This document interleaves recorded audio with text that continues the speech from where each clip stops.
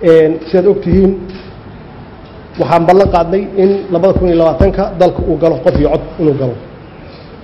waxa caado ahaan jirtay waqtiyada xilka way soo dhow yihiin oo doorashadu dhowdahay in markaas la ordo oo qabanqaabo la galo kadibna wax bay farax ka baxaan laakiin annagoo hal sano iyo 4 bilood iyo 5 bilood joogna yaan waxaan go'aan ku qaadanay in aan ka howlgalno qaabkii iyo habkii doorashooyinka loo gali lahaa 2020ka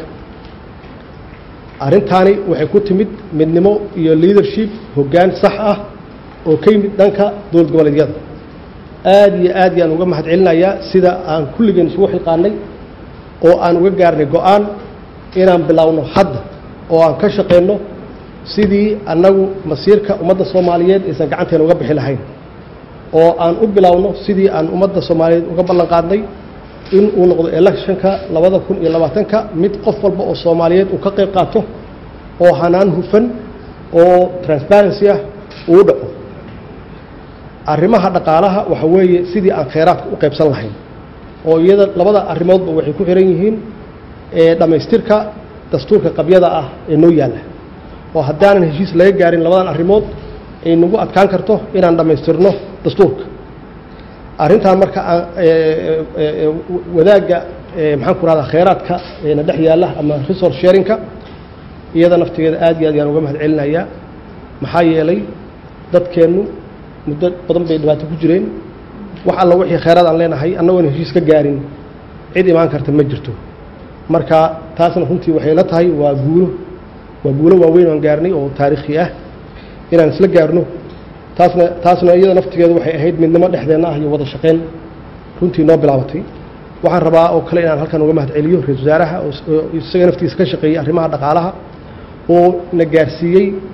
level ama heer ay nagu aaminaan World Bank iyo IMF-ka iyo European Union ay nagu aaminaan ay si public ah oo cad ay u sheegaan in dawladdan ay tahay dawlad nadiif ah oo musuqmaasuq ka fog oo transparency leh oo la aamini karo